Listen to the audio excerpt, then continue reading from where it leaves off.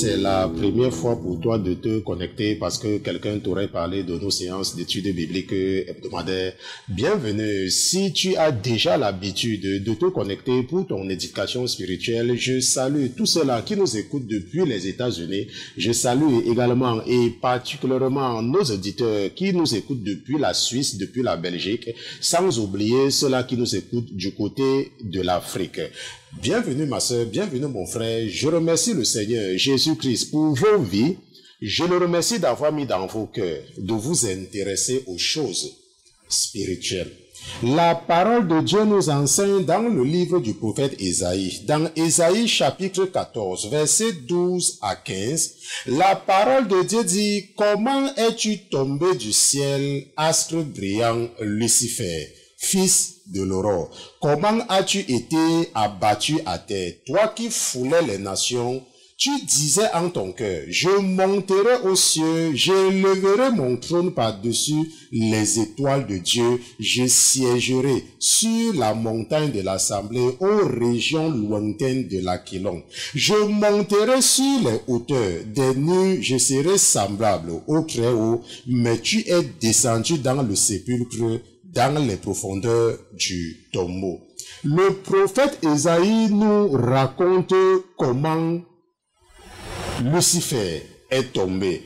Ésaïe, parce que Jésus lui a fait la révélation, Ésaïe, comme à l'habitude, parce que c'est Jésus qui lui a certainement raconté cela, nous partage avec nous ce qui a fait tomber Lucifer. La Bible dit que à un moment donné, il s'est dit dans son cœur. À un moment donné, il a eu la pensée dans son cœur. La Bible dit que Lucifer n'a pas agi. Mais à partir du moment où il a cru dans son cœur, parce qu'il était le chérubin protecteur, parce qu'il était le responsable de la louange, à un moment donné, il a cru qu'il était l'égal de Dieu. À un moment donné, il a cru que comme c'est lui qui était le responsable, comme c'est à lui que Dieu faisait confiance, comme il était la personne qui était toujours en la présence de Dieu, l'ange qui était toujours en sa présence, il devait faire comme Dieu et qu'il était même déjà comme Dieu.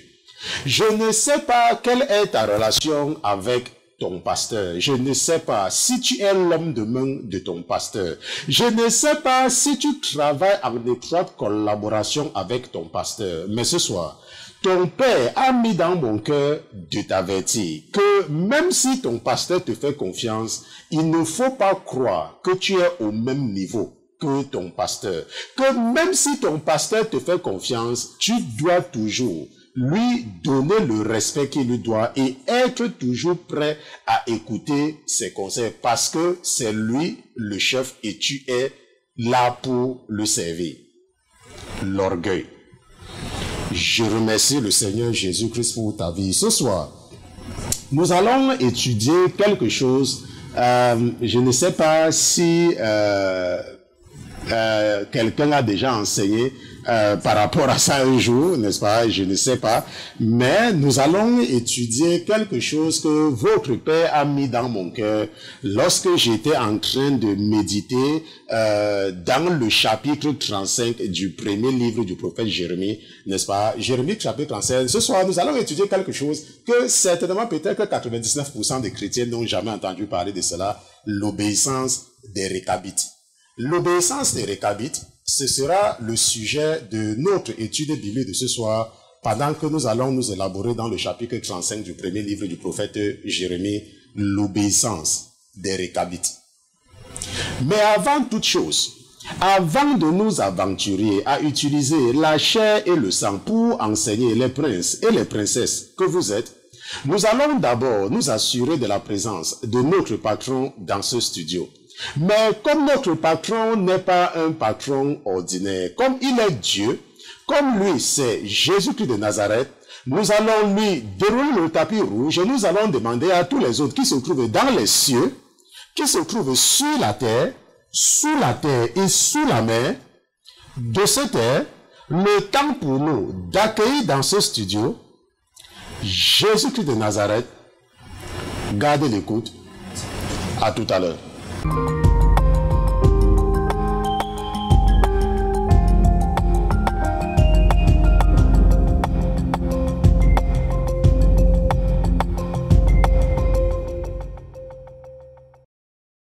Seigneur Jésus, tu es Dieu et nous voici en la présence de notre Dieu.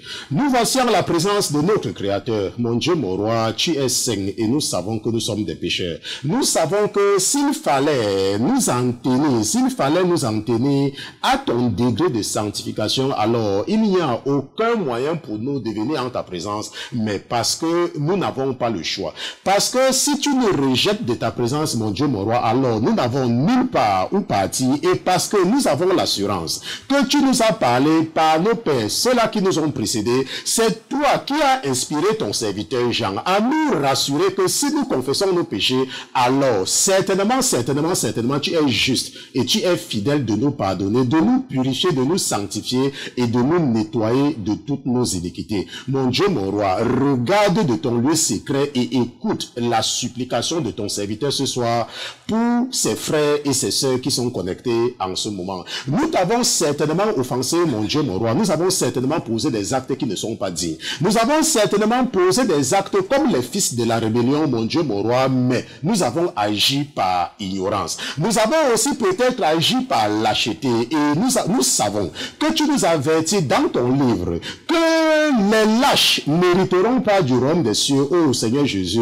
nous sommes en ta présence. Nous sommes en la présence du Dieu qui nous a raconté la parabole de l'enfant prodige. Nous sommes en la présence du Dieu miséricordieux, du Dieu qui est plein de compassion. Mon Dieu, mon roi, pardonne. Écoute et pardonne. Pardonne ma sœur qui a péché. Pardonne mon frère qui a péché. Pardonne ton serviteur dont tu as attendu que tu croyais, mon Dieu, mon roi, qu'il devait faire quelque chose et par la paresse, il n'a pas agi, par la paresse, il a dormi, par la paresse ou par la lâcheté, il n'a pas averti sa soeur ou son frère de se détourner du mal. Mais, mon Dieu, mon roi, écoute de ton lieu secret et aie pitié de nos âmes. Aie pitié de l'âme de tes enfants. Aie pitié, mon Dieu, mon roi, et souviens-toi de la déclaration que tu as faite à ton serviteur Moïse lorsque tu avais décidé de lui faire voir ta gloire. Tu avais dit éternel, éternel, éternel, compatissant, lent à la colère et plein de bonté, mon Dieu, mon roi, tu es effectivement lent à la colère. Et c'est cette lenteur que nous revendiquons ce soir pour implorer ta miséricorde. C'est cette lenteur que j'implore ce soir, mon Dieu, mon roi, aie pitié de nos âmes. Si tu avais déjà instruit à tes anges d'effacer nos noms de ton livre précieux, mon Dieu, mon roi, redonne l'ordre que nos noms soient réécrits et cela conformément à ta parole. Je te dis merci de ne jamais mépriser nos rendez-vous de la semaine. Je te dis merci, mon Dieu, mon roi, de toujours accorder un témoignage à quelqu'un afin de glorifier ton nom. Mon Dieu, mon roi, rappelle-toi la raison pour laquelle tu nous as envoyés sur la terre. Tu ne nous as pas envoyés sur la terre pour être des ingénieurs ou des médecins ou des avocats ou des infirmiers. Tu ne nous as pas envoyés sur la terre pour être des hommes d'affaires, des ministres ou des juges. Mon Dieu, mon roi, la seule raison pour laquelle tu nous as envoyés, c'est pour te glorifier. C'est pour déclarer à ce perdant de Lucifer qui à un moment avait cru qu'il pouvait se comparer à toi, que tu es Dieu et qu'en dehors de toi, lui-même, il n'est que la fabrication de son imagination et que ceux qui l'adorent, ceux qui sont à son service ne sont que des bêtes, parce que ils ne savent pas que à la fin, ce qui les attend, c'est cet endroit où il y aura des pleurs et des grincements dedans, là où les asticots ne meurent pas. Mon Dieu, mon roi, merci de nous avoir pardonné ce soir. Merci d'avoir reçu de ma main pour mes frères et mes sœurs le sacrifice de culpabilité, le sacrifice d'expiation. Mon Dieu, mon roi, merci de prendre le contrôle de mon âme et de mon esprit afin de ne pas me permettre d'utiliser mon raisonnement cartésien pour enseigner les princes et les princesses qui sont connectés en ce moment. Nous te disons merci pour ta présence parmi nous une fois de plus ce soir. Au nom de Jésus-Christ, ton serviteur et tes enfants d'une seule voix, nous te disons Amen, Amen, Amen, Amen. Donc, nous remercions Dieu pour Jésus-Christ. Nous remercions Jésus-Christ d'être parmi nous ce soir et nous nous excusons pour les 5 minutes de retard que nous avons pris, n'est-ce pas? Nous avons eu 5 minutes. Avant, comme je vous ai dit, on entrait. En fait, moi, je suis toujours en studio, mais, n'est-ce pas, ma fille et mon épouse entrent en studio 15 minutes avant. Bon, on s'est rendu compte que 15 ne suffit pas. Et nous prions du retour. On a dit, OK, 30 minutes va faire l'affaire. Aujourd'hui, tout le monde était là 30 minutes avant et on s'est même rendu compte que 30 minutes ne suffit pas. Donc, certainement, à l'avenir, nous allons encore augmenter peut-être 45 minutes, n'est-ce pas, de préparation. Je pense que aujourd'hui, les choses seront meilleures. OK, je pense que les choses seront meilleures lorsque nous allons revoir l'enregistrement, parce qu'aujourd'hui c'est mon épouse qui est du côté de la télé, n'est-ce pas? Ma fille au niveau de la radio, elle change tout le temps, mais c'est toujours au même côté. Et nous allons voir, parce que nous avons un délai à atteindre, n'est-ce pas? Nous devons passer au direct, n'est-ce pas, dans la deuxième semaine du mois de novembre. Et nous n'avons pas, puisque nous avons déjà annoncé, donc nous avons intérêt, n'est-ce pas, à garder, n'est-ce pas, le rendez-vous. Il y a la sœur, une de vos sœurs, je crois c'est la sœur Solange qui vit en France, je n'arrive pas à la joindre. Bon, donc la sœur Solange, si tu m'écoutes, n'est-ce pas, j'ai essayé de te contacter pour que nous commençons à préparer ton témoignage. Je ne sais pas si tu as pris les congés sur les réseaux sociaux. Mais si quelqu'un la connaît, parce que c'est que beaucoup de gens nous écoutent du côté de la France, n'est-ce pas, il faut juste lui dire que le pasteur Christian était justement en train de dire qu'il essaie de la joindre. Parce que nous allons enregistrer son témoignage très prochainement par rapport à ce que le Seigneur a fait pour elle, et je suis persuadé que ce témoignage va transformer beaucoup de vies. Ok. Donc ce soir, donc, comme j'ai annoncé à l'introduction, nous allons étudier quelque chose, n'est-ce pas, un concept. C'est la même chose, mais c'est seulement que votre Père, moi aussi, il m'a fait découvrir cela, n'est-ce pas, lorsque j'étais en train de méditer sur le chapitre 35, n'est-ce pas, sur l'obéissance des Récabites, n'est-ce pas, l'obéissance des Récabites. Ça sera le sujet de notre étude biblique de ce soir. Donc nous allons partir dans le livre du prophète Jérémie. Nous partons dans Jérémie chapitre 35 et nous allons lire à partir du verset 5. Jérémie chapitre 35, nous lisons à partir du verset 5. La parole de Dieu dit que « Et je mis devant les enfants de la maison des Récabites des vases pleins de vin et des coupes, et je leur dis « Buvez du vin ». Et la Bible dit que, mais il répondit, nous ne boirons point de vin, car Jonadab, fils de Récab, notre père, nous a donné un ordre en disant, vous ne boirez point de vin, ni vous, ni vos enfants, à jamais. Nous allons jusqu'au verset 14. Vous ne bâtirez point de maison, vous ne sèmerez pas de semences, vous ne planterez pas de vignes, et vous n'en posséderez point, mais vous habiterez sous des tentes tous les jours de votre vie, afin que vous viviez longtemps sur la terre où vous êtes étrangers. La Bible dit que, et nous avons obéi à la voix de Jonadab, fils de Récab, notre père, en tout ce qu'il nous a prescrit, de sorte que nous ne buvons pas de vin pendant toute notre vie, ni nous, ni nos femmes, ni nos fils, ni nos filles. Nous n'avons point bâti de maison pour notre demeure, et nous ne possédons ni vignes, ni champs, ni semailles. Mais nous avons habité sous des tentes, et nous avons obéi, et fait tout ce que nous a prescrit Jonadab, notre père. Or, quand Nebuchadnezzar, roi de Babylone, est montré contre ce pays, nous avons dit, venez, retirons-nous à Jérusalem, loin de l'armée des Chaldéens et de l'armée de Syrie. C'est ainsi que nous habitons à Jérusalem. Alors, la parole de l'Éternel fut adressée à Jérémie en ces mots. Ainsi a dit l'Éternel des armées, le Dieu d'Israël, va et dis aux hommes de Juda et aux habitants de Jérusalem, ne recevrez-vous pas instruction pour obéir à mes paroles, dit l'Éternel. On a observé la parole de Jonadab, fils de Récab, qui a ordonné à ses fils de ne pas boire de vin. Ils n'en ont point bu jusqu'à ce jour, car ils ont obéi à l'ordre de leur père. Mais moi, je vous ai parlé dès le matin et vous ne m'avez pas obéi. Je vous ai envoyé tous mes serviteurs, les prophètes. Je les ai envoyés dès le matin pour vous dire, détournez-vous chacun de votre mauvaise voie, amendez vos actions et n'allez pas après d'autres dieux pour les servir, et vous demeurerez dans le pays que j'ai donné à vous et à vos pères. Mais vous n'avez pas prêté l'oreille et vous ne m'avez pas écouté. N'est-ce pas? Jérémie chapitre 35. Je suis allé jusqu'au verset 15, mais en principe, on devait s'arrêter au verset 14, n'est-ce pas? Donc, ce soir, donc, comme j'ai dit, nous sommes en train d'étudier l'obéissance des Récabites, n'est-ce pas? Maintenant, nous venons de, peut-être c'est la première fois pour toi, n'est-ce pas? Je sais que lorsque votre papa met dans mon cœur d'enseigner quelque chose, c'est toujours par rapport à quelque chose, ok?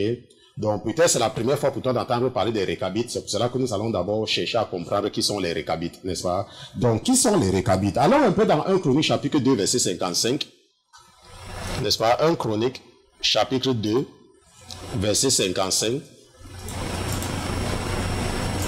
N'est-ce pas? La Bible dit dans 1 Chronique chapitre 2, verset 55 que « Et les familles des scribes qui habitaient à Jabet, les Tiratiens, les Schématiens, les Souchatiens. Ce sont les Kéniens issus de Hamath, père de la maison de Récab. N'est-ce pas? Ce sont les Kéniens issus de Hamath, père de la maison de Récab. Ok? Donc, la Bible nous dit ici là que, et les familles des scribes qui habitaient à Jébet, les Tiriatiens, les Schématiens, les Souchatiens, ce sont les Kéniens issus de Hamath, n'est-ce pas? Ce sont les Kéniens issus de Hamath, père de la maison de Récab. Est-ce qu'on se comprend? Donc, nous voyons ici là que les Récabiens sont les Kéniens. Ok? Comme nous voyons, n'est-ce pas, ici là, que les Récabiens sont les Kéniens. Est-ce qu'on se comprend? Les Récabiens sont les Kéniens. Maintenant, mais les Récabiens, n'est-ce pas,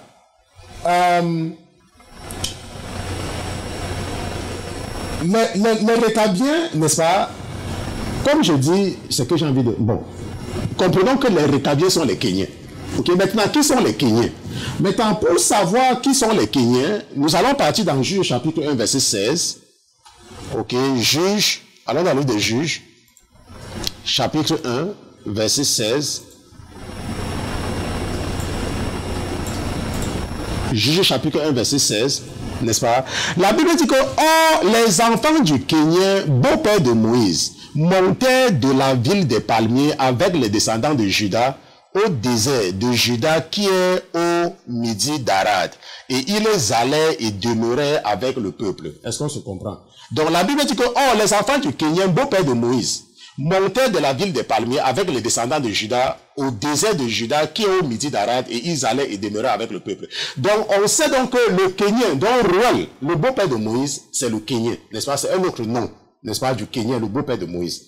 On se comprend, donc c'est un autre nom. Quand tu entends parler de Kénien, n'est-ce pas, ce sont les enfants de Ruel, le beau-père de Moïse. Et nous savons que Moïse, lorsqu'il avait fui l'Égypte, il s'est retrouvé, n'est-ce pas, dans le désert de Madian, où il a rencontré Séphora, n'est-ce pas, sa femme. Et si nous regardons dans 1 Chroniques chapitre 23, verset 14 à 15, bon, je ne peux pas aller là-bas, ce n'est pas aussi très important, n'est-ce pas? Dans 1 Chroniques chapitre 23, verset 14 à 15, la Bible dit que Moïse va avoir deux enfants, n'est-ce pas, deux garçons, Gershom et Eliezer, avec Séphora. Donc, Gershom et Eliezer. Ok? Donc, Moïse aura les deux enfants là. Maintenant, la question peut-être que nous devons nous poser, c'est que, mais, les Récabiens sont, n'est-ce pas, des Kéniens. Mais comment est-ce que ils ont fait pour se retrouver parmi les enfants d'Israël? Donc, comment est-ce qu'ils ont fait? J'ai déjà expliqué cela, n'est-ce pas, dans une étude biblique précédente, mais nous allons revenir encore une fois de plus et nous allons comprendre comment est-ce que les Kéniens, n'est-ce pas, se sont retrouvés. Parce que Récab, ce n'est que, comme nous avons vu tout à l'heure dans 2 Chroniques chapitre 5, verset 55, n'est-ce pas, nous avons vu que issu de Hamath, n'est-ce pas, père de la maison de Récab. Donc, Hamath, père de la maison de Récab, père de la maison de Récab. Donc, comment est-ce que les Kéniens, n'est-ce pas, se sont retrouvés au milieu des enfants d'Israël? Nous allons partir dans Nombre chapitre 10. Alors, dans Nombre chapitre 10, et regardons à partir du verset 29. Nombre chapitre 10, nous regardons à partir du verset 29. La Bible dit que, oh, Moïse dit à Hobab, fils de Ruel, n'est-ce pas? Je vous ai dit tout à l'heure que Ruel, on l'appelle aussi le Kénien, donc le beau-père de Moïse. Est-ce qu'on se comprend? Ok, donc Ruel, on l'appelle aussi le Kénien. Et c'est le beau-père de Moïse. Et la Bible dit que, oh, Moïse dit à Hobab, fils de Ruel. Donc, Hobab était le beau-frère de Moïse. Parce que c'est le fils de Ruel, le Madianite, beau-père de Moïse. Donc, nous partons pour le lieu dont l'Éternel a dit, je vous le donnerai, viens avec nous et nous te ferons du bien, car l'Éternel a promis de faire du bien à Israël. Ok? Et Hobab lui répondit, je n'irai point, mais j'irai dans mon pays et dans le lieu de ma naissance. Et la Bible dit que, et Moïse lui dit, je te prie, ne nous laisse point, puisque tu connais les lieux où nous pouvons camper dans le désert, tu nous serviras de guide. Et il arrivera, si tu viens avec nous, et que c'est bien que l'Éternel doit nous faire arriver, nous te ferons aussi du bien. Et il est parti donc de la montagne de l'Éternel, ça veut dire que le mont Sinaï, ok, chaque fois que tu as parlé de la montagne de l'Éternel, c'est le mont Sinaï. On appelle également ça le mont Horeb. C'est là où Dieu avait donné les 10 commandements, n'est-ce pas, aux enfants d'Israël. Donc on dit donc qu'il partit de la montagne de l'Éternel et marchait pendant 3 jours. Et l'arche de l'alliance de l'Éternel allait devant eux, faisant 3 journées de chemin pour les chercher un lieu de repos. Et la nuée de l'Éternel était sur eux pendant le jour quand ils partaient du camp. N'est-ce pas? Je pense que je vais lire jusqu'au verset 30. Bon, c'était jusque là. Et il est parti donc de la montagne de l'Éternel et marchait pendant 3 jours. Et l'arche de l'alliance de l'Éternel allait devant eux, faisant 3 journées de chemin pour le... Donc, la Bible dit que nous savons que lorsque Moïse va fuir l'Égypte, n'est-ce pas? Parce que sa vie était en danger. Il va, n'est-ce pas, errer et se retrouver et Dieu va guider ses pas, n'est-ce pas, vers la maison du Kenyan, n'est-ce pas, vers la maison de Rouel. Et c'est comme ça qu'il va rencontrer Séphora, avec qui, j'ai dit tout à l'heure, ils vont faire 2 fils, n'est-ce pas, Gershom et Eliezer. Maintenant, donc, Moïse, bien que nous pouvons affirmer, et sans aucun risque de nous tromper, qu'il s'est retrouvé, n'est-ce pas, là-bas, n'est-ce pas, ça c'était la volonté de Dieu. Et après 40 ans, Dieu va, n'est-ce pas, lui demander de retourner en Égypte après 40 ans. Donc Dieu va lui dire retourne en Égypte. Donc Dieu va former Moïse pendant 40 ans. Dieu va former Moïse pendant 40 ans. Et il va lui demander de retourner en Égypte. Donc peut-être toi, je ne sais pas depuis combien de temps est-ce que tu commences à lire la Bible et à comprendre. Peut-être que ça fait 1 mois, peut-être ça fait 1 an, peut-être ça fait 2 ans. Tu crois que tu connais déjà. Tu crois que tu connais, parce que ça fait 1 an, ou peut-être je ne sais pas combien de temps. Et tu commences même à parler n'importe comment à ton pasteur. Tu commences à parler n'importe comment, n'est-ce pas, aux gens. Alors que ça fait peut-être 1 an, ou 2 ans, ou 3. Attends, qu'est-ce que tu connais? Honnêtement, qu'est-ce que tu connais? J'ai toujours dit qu'il faut, n'est-ce pas, toujours te vêtir de l'humilité. Parce que dans la réalité, tu ne connais rien.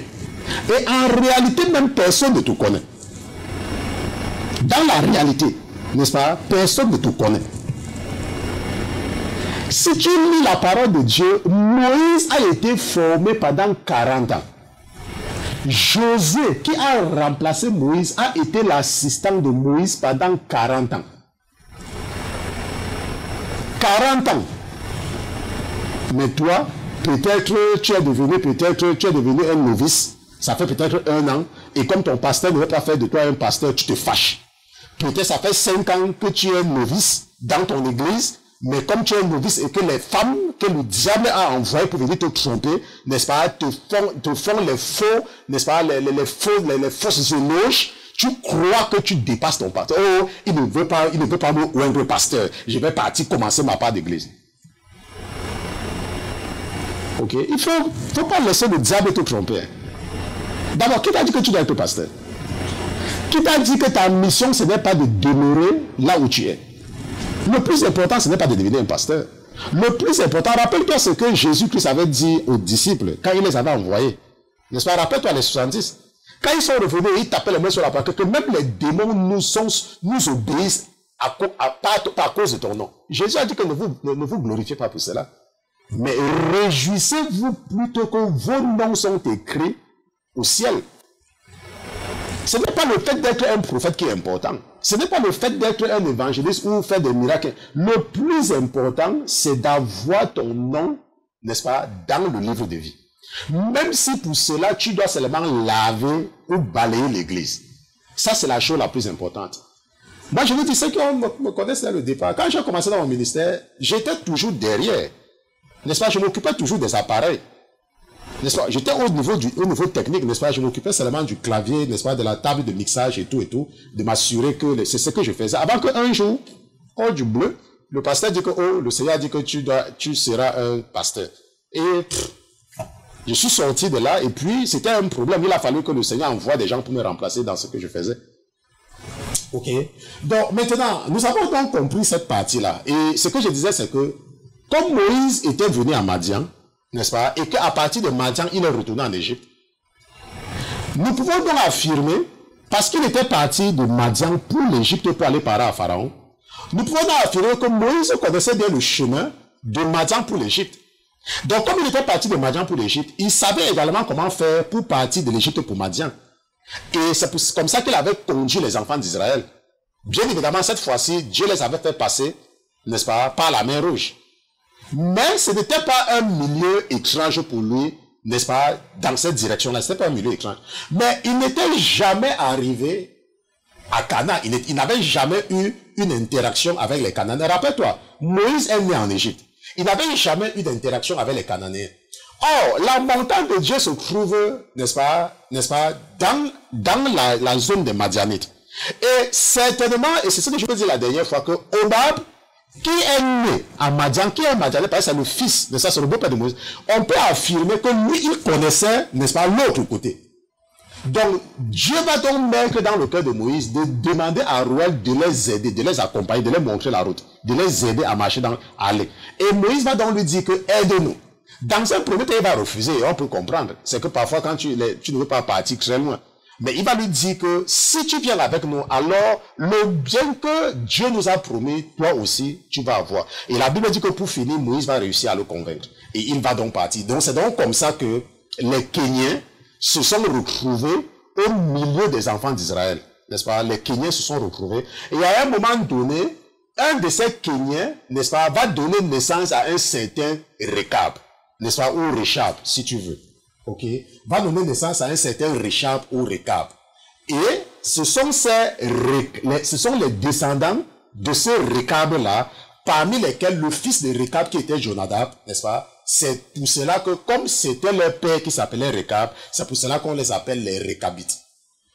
Et aujourd'hui, donc, nous sommes en train de voir que Jonadab, le père des Rekabites, parce que c'est ce que la Bible nous dit dans Jérémie chapitre 35, si nous regardons le verset,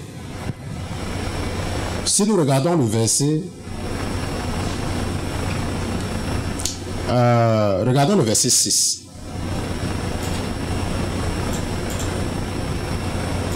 N'est-ce pas? Regardons. Maintenant, la Bible nous dit que Dieu va dire à Jérémie que va prendre les Rekabites, va les prendre. Amène-les quelque part et donne-leur le vin. Maintenant, Jérémie ne savait pas pourquoi Dieu lui disait ça. Jérémie ne savait pas.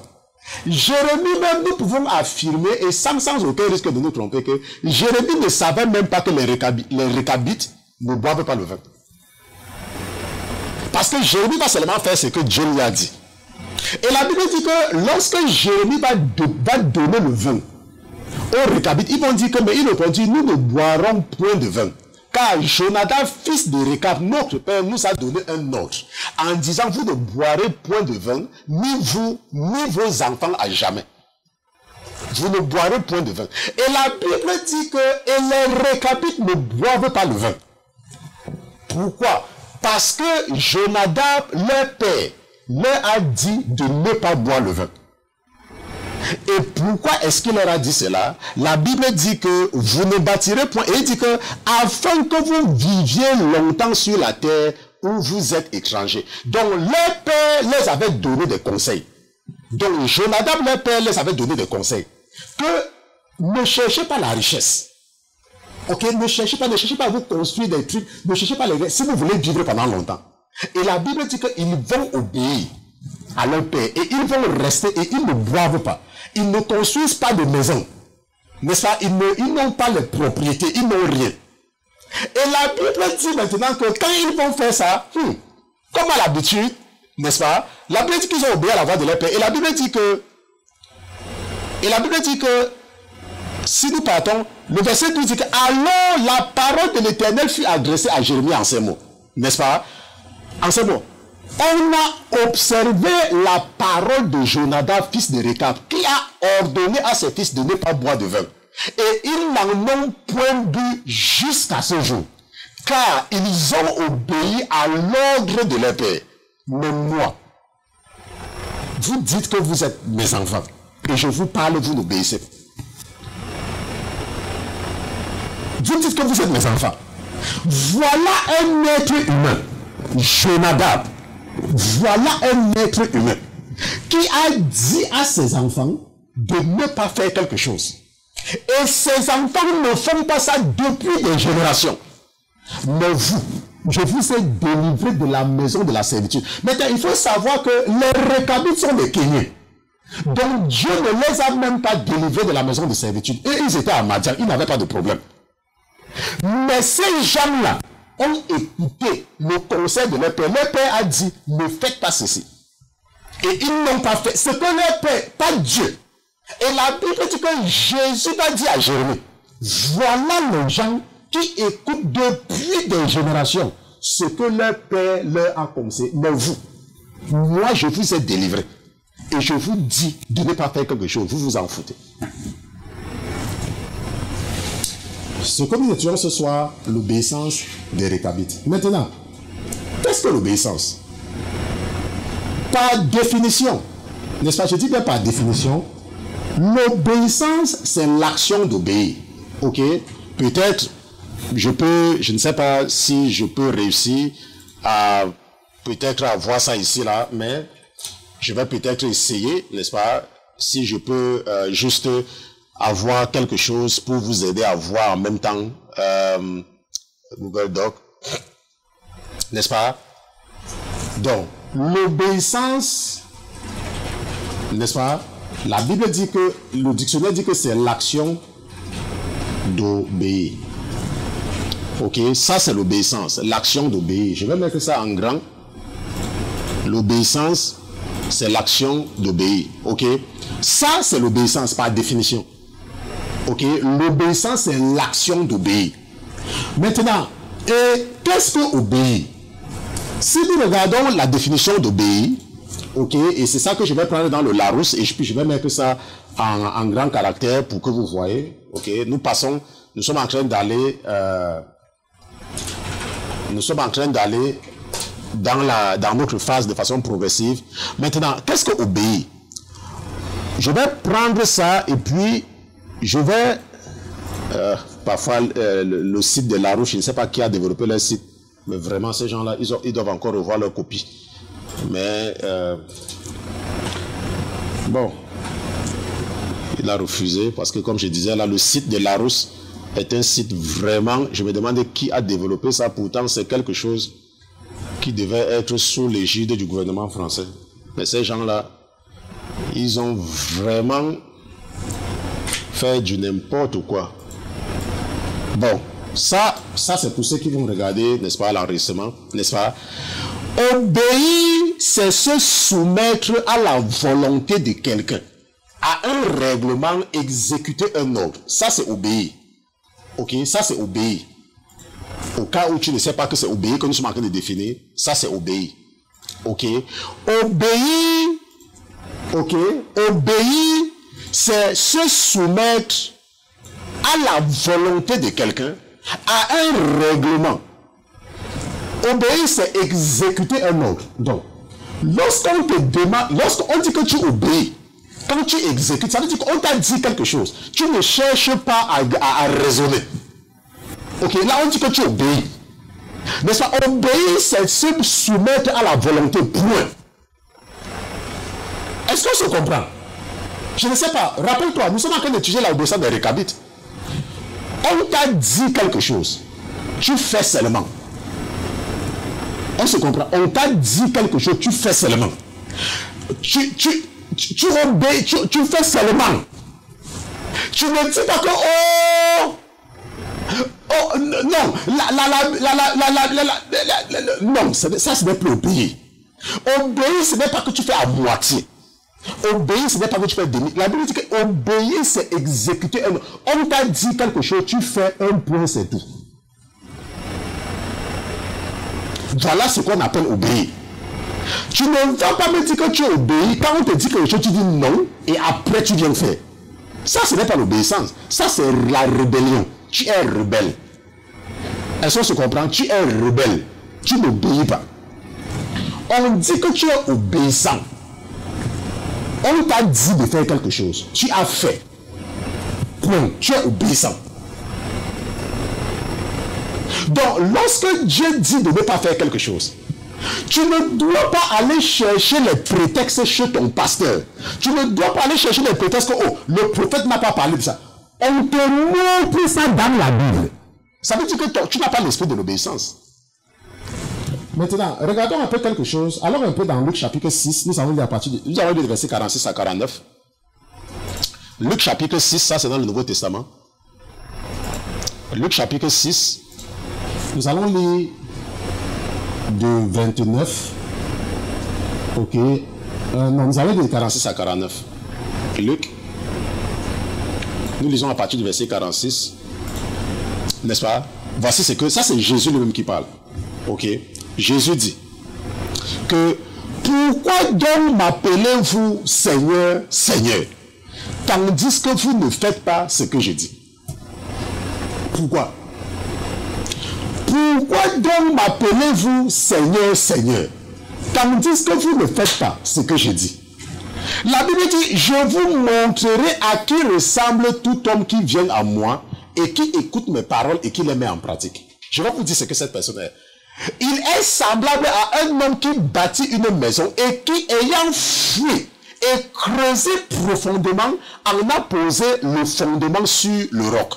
Et l'inondation est venue, le torrent a donné avec violence contre cette maison, mais il n'a pas pu l'ébranler parce qu'elle était fondée sur le roc. La Bible dit que lorsque tu fais la volonté de Dieu, lorsque tu fais seulement ce que la Bible t'a dit, la Bible dit que tu es comme quelqu'un qui a construit une maison solide, avec une fondation profonde. Et la Bible dit que, mais celui qui écoute et ne met pas en pratique est semblable à un homme qui a bâti sa maison sur la terre, sans fondement. Le torrent a donné avec violence contre elle, et aussitôt elle est tombée, et la ruine de cette maison-là a été grande. C'est comme toi, tu te lèves tous les dimanches, tu vas à l'église. On te parle, tu ne comprends pas. On te parle, parce que tu n'as pas de niveau, parce que tu ne comprends pas certaines choses. N'est-ce pas, je me rappelle, n'est-ce pas, une fois c'est à qui, n'est-ce pas, j'ai demandé de faire quelque chose, ok. Mais, parce que je n'avais pas l'habitude de, je n'avais jamais dit à la personne de ne pas faire cette chose-là. La personne m'a dit, oh, c'est comme ça que je fais depuis. Est-ce que tu vois que c'est comme ça que je fais depuis? Et moi, je ne vois pas le problème. Mais il faut comprendre que moi, c'est comme ma fille. Ma petite fille, j'ai une petite fille. Ma petite fille, parfois, elle gâte les choses. Je ne la tape pas parce qu'elle est petite, elle ne comprend rien. Puisqu'elle est petite, elle ne comprend rien, elle n'a même pas 2 ans. Maintenant, quand elle va avoir un certain âge, et qu'elle va faire la même chose, je vais la fouetter. Elle va dire que, oh, grand-père, tu me tapes pas, pourquoi tu me tapes maintenant? Non! Parfois, on peut te laisser faire quelque chose, parce que tu es encore un bébé. Mais lorsque le moment vient pour toi de grandir, on te pousse. Et lorsqu'on veut maintenant te pousser, tu dois dire, oh, moi je fais ça comme ça depuis. Est-ce que tu comprends? Ça, c'est une attitude rebelle. C'est une attitude rebelle. Oh, c'est comme ça que moi je fais depuis. Oh, je couche avec les hommes depuis. Un passé ne m'a jamais dit que ce n'est pas bien de coucher avec les hommes à n'importe où. Oh, moi, je vis en concubinage avec l'homme là depuis. Moi, je ne vois pas là le problème se trouve. Oh, moi, je porte les pantalons depuis. Mon passé, c'est un prophète. Il ne m'a jamais dit que c'est un problème. Oh, moi, depuis que je mets le rouge à lèvres, d'abord, mon passé, parfois, il rime avec ça. Mais il ne voit pas ma chaîne grosse. Je vous ai toujours dit. La Bible nous a dit dans 1 Corinthiens chapitre 2 que chacun a son ministère. Est-ce qu'on se comprend? Bon, maintenant, je dis donc que si tu es quelqu'un qui écoute seulement la parole et que tu ne mets pas en pratique, la Bible dit que tu es comme quelqu'un qui construit sa maison et la fondation c'est le sable. Dès que le premier vent vient, la maison va tomber comme les maisons de sable qu'on fait au niveau de la plage. Est-ce qu'on se comprend? Mais lorsque tu appliques la parole, regardons par exemple le cas des Récabites. La raison pour laquelle leur père Jonadab leur avait dit de ne pas voir le vin et de ne pas avoir les biens, c'est que si vous voulez vivre longtemps, et nous savons que c'est vrai, lorsque tu es riche, tu as les soucis tout le temps. Et c'est comme ça que tu as les maladies bizarres. Alors quand tu as toi tes moyens limités là, tu n'as même pas toi de problème. D'abord, les gens ne viennent pas trouver vers toi pour t'embêter. Est-ce qu'on se comprend? Bon, maintenant, une autre chose également que nous devons comprendre, c'est que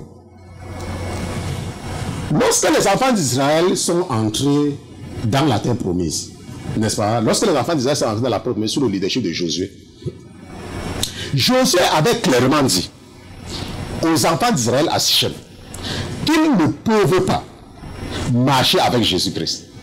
Josué leur avait dit clairement. Maintenant, rappelle-toi, Josué était le seul qui n'était pas là Lorsque Aaron s'était laissé corrompre dans le cas, n'est-ce pas, dans le scandale du veau d'or, quand ils étaient au niveau de la montagne de Dieu, Josué était avec Moïse. Ok? Maintenant, Josué a toujours été avec Moïse. Et le moment où Moïse lui-même a fait une erreur, bien évidemment, Dieu voulait seulement l'enlever de la scène, n'est-ce pas? Lorsque nous lisons la Bible, Josué connaissait très bien qui est Dieu. Parce qu'il a assisté Moïse pendant 40 ans. Et lorsque Josué va les réunir à Sichem, Josué va leur dire que vous ne pouvez pas servir Jésus-Christ. Vous ne pouvez pas. Allons un peu dans Josué chapitre 24 pour mieux vous expliquer le concept. Josué chapitre 24. Nous allons lire à partir du verset 19. Hop, non. Josué chapitre 24. Nous allons lire à partir du verset 19. Ok. Maintenant. Et Josué dit au peuple, vous ne pourrez servir l'Éternel, car c'est un Dieu saint, c'est un Dieu jaloux. Il ne pardonnera point vos transgressions et vos péchés. Ça, c'est ce que Josué leur a dit. Tu ne peux pas être un chrétien, comme je te dis aujourd'hui. C'est mieux pour toi de ne pas perdre ton argent, d'aller à l'église. Ne perds pas ton argent. C'est mieux pour toi de ne pas jeter ton argent pour la dîme. C'est mieux pour toi. Honnêtement, c'est mieux pour toi. Ce que je te dis là, c'est ce que Josué avait dit à Sichem aux enfants d'Israël. Il a dit que vous ne pourrez pas. Mais tu m'écoutes, et je suis persuadé que ta réaction, c'est la même réaction que les enfants d'Israël avaient eu à Sichem. Et c'est ce que la Bible nous dit. Voilà ce qu'ils vont dire à Josué. Quand Josué va continuer, quand vous abandonnerez l'Éternel, et que vous servirez des dieux étrangers, il se retournera et vous fera du mal. Et vous consumera après vous avoir fait du bien. Bon, avant de continuer, je vais expliquer. Tu as entendu parler de Jésus un jour, parce que tu avais les problèmes, n'est-ce pas? Et puis, à un moment donné, tu as commencé à écouter le pasteur Christian, et Dieu t'a béni. Dieu t'a donné un travail, Dieu t'a donné une maison, Dieu t'a donné une voiture, Dieu t'a donné une femme, Dieu t'a donné les enfants, tu peux maintenant aller en Afrique, tu prends l'avion, tu montes, tu descends, ainsi de suite, n'est-ce pas? Dieu t'a fait du bien. Mais je suis en train de te dire que tu ne peux pas marcher avec Jésus-Christ. Je sais à qui je suis en train de m'agresser maintenant. Parce que la Bible dit que Dieu peut te faire le bien. Et après, il se retourne pour te détruire. Rappelle-toi, nous sommes en train d'étudier ce soir l'obéissance des Récabites. La Bible dit qu'il se retournera et vous fera du mal.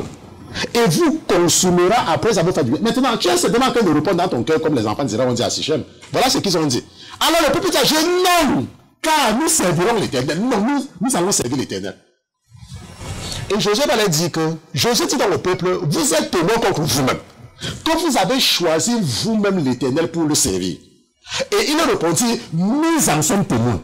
Et le verset 23 dit que, maintenant donc, ôtez les dieux étrangers qui sont au milieu de vous. Et tournez votre cœur vers l'Éternel, le Dieu d'Israël.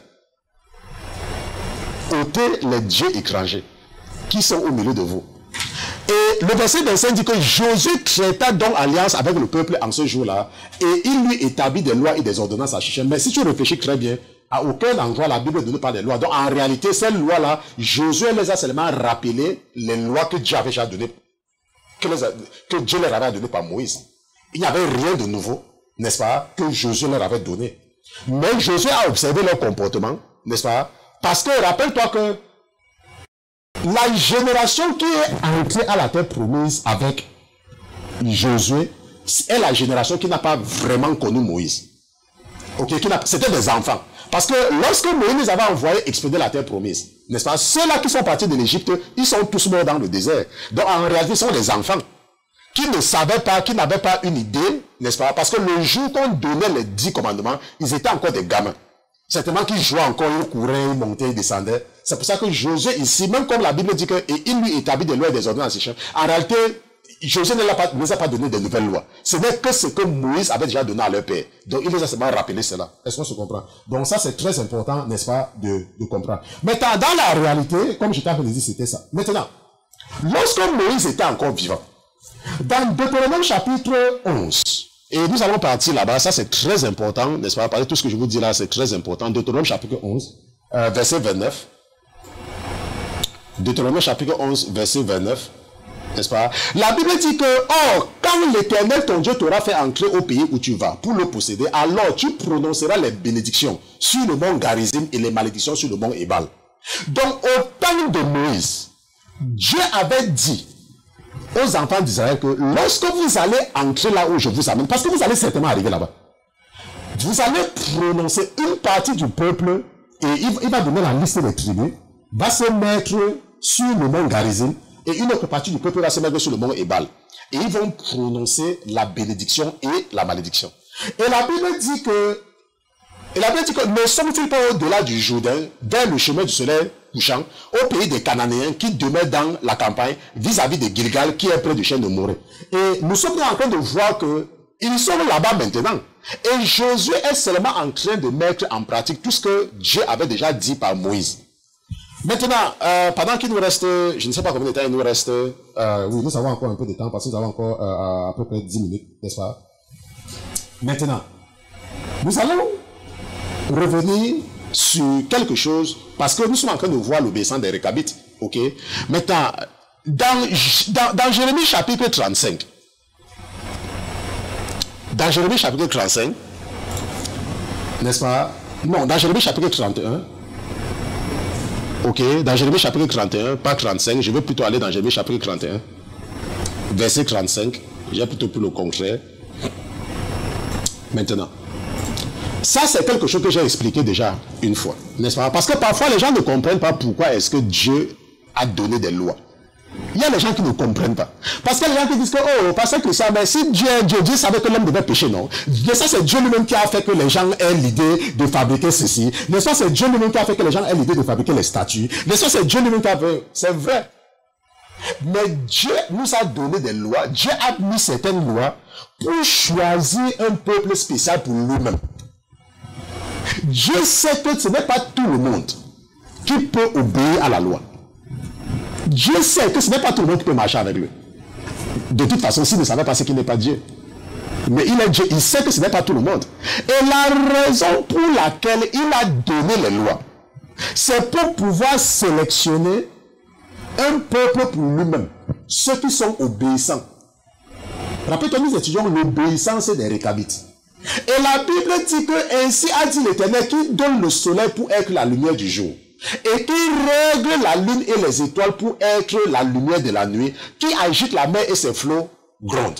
Celui dont le nom est l'Éternel des armées. La Bible dit, si ces lois-là viennent à cesser devant moi, dit l'Éternel, la race d'Israël aussi cessera d'être une nation devant moi pour toujours. Est-ce que tu comprends maintenant pourquoi il y a la loi? La loi, ce n'est que pour ceux qui peuvent écouter. Parce que Dieu sait que ce n'est pas tout le monde qui peut écouter. Et la Bible dit que si ces lois-là viennent à cesser devant moi, dit l'Éternel, la race d'Israël aussi cessera. Donc, si tu veux être un chrétien, si tu veux être identifié comme un chrétien, Luc t'a dit que tu dois mettre en pratique, tu dois obéir. Tu dois obéir.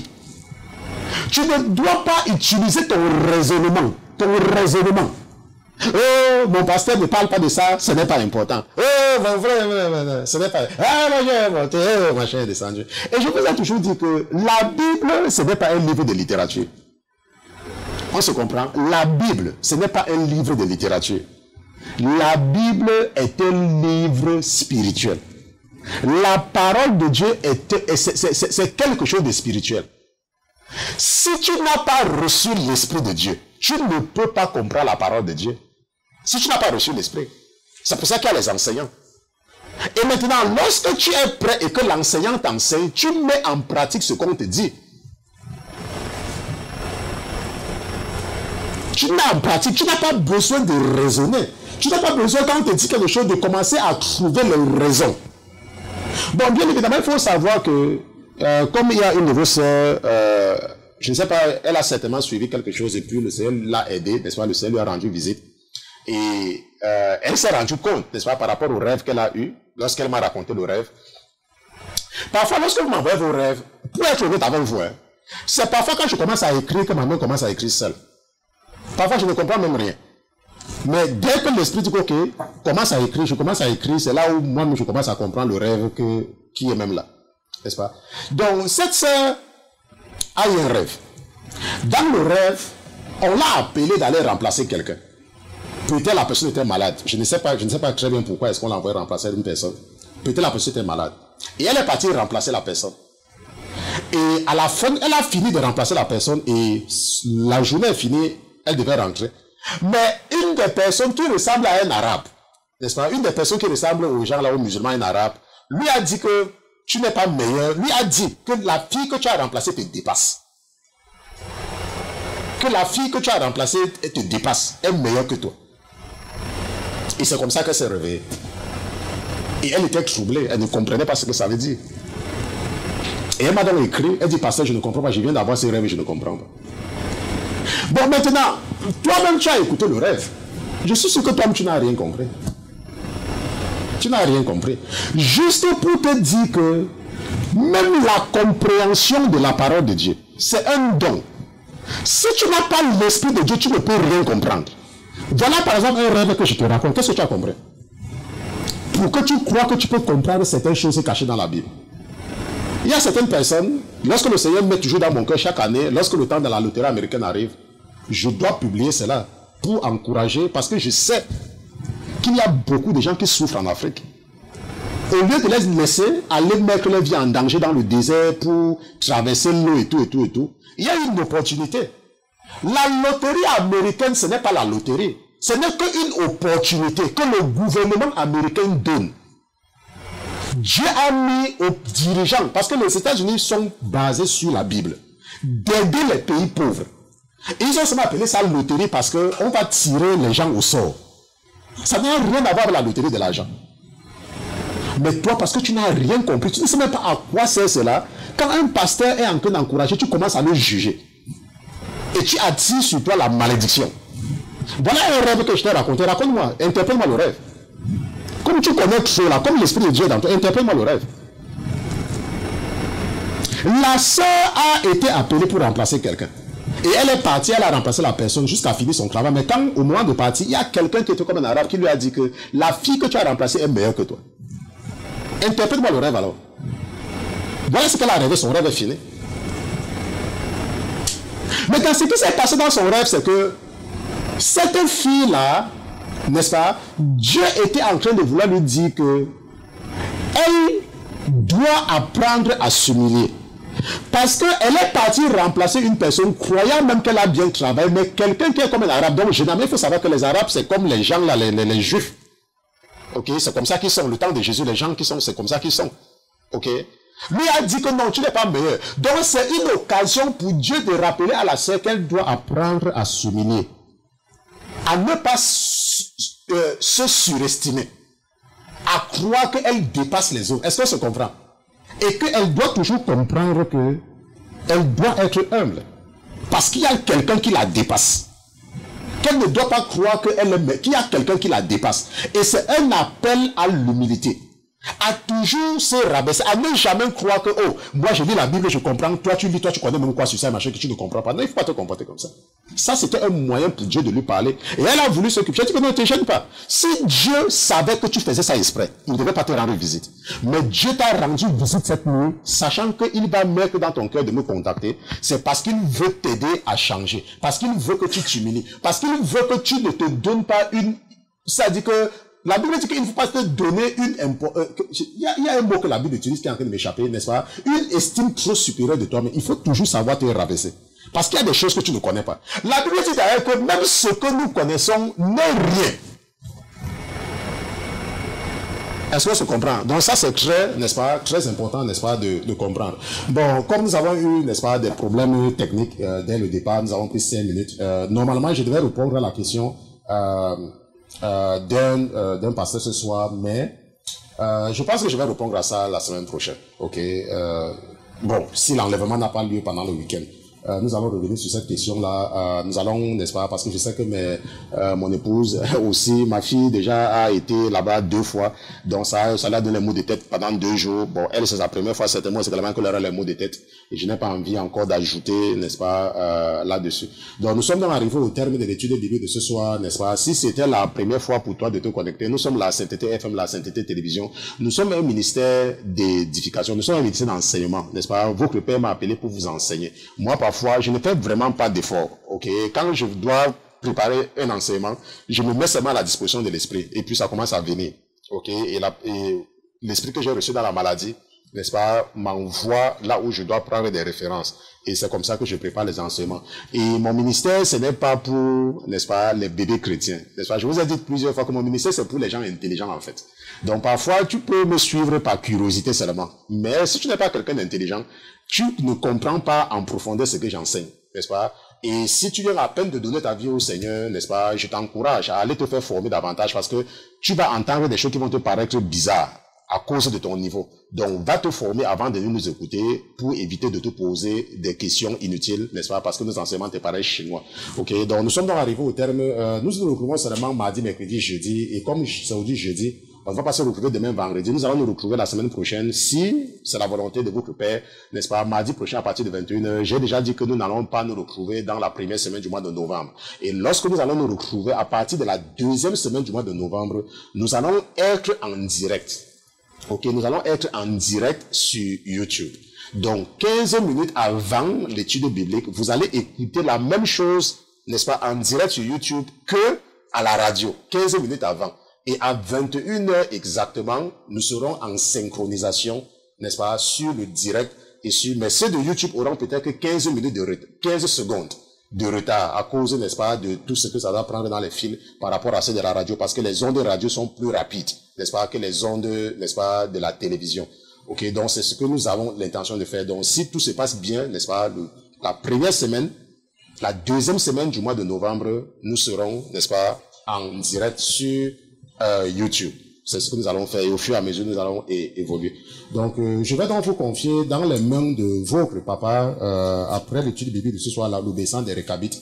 Et nous allons nous retrouver la semaine prochaine, comme j'ai dit là, n'est-ce pas, nous allons prier. Je ne sais pas si ma fille est prête avec le générique de fin pour la prière. Ok, elle me signale qu'elle est prête. Mon épouse également doit être certainement prête à son niveau. Parce que...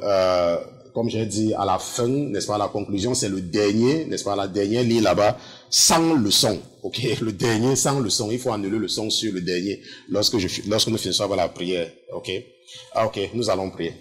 Seigneur Jésus, je te remercie d'avoir été présent avec nous une fois de plus. Cette semaine, toute la semaine, mon Dieu, mon roi, tu as donné assez de force à ton serviteur, tu as donné assez de force à ton fils. Tu as donné assez de force, mon Dieu, mon roi, à mon esprit, de pouvoir étudier ta parole, de pouvoir méditer sur ta parole, de pouvoir entendre de toi, de pouvoir être attentif à tes enseignements et de les partager en même temps avec mes frères et mes sœurs.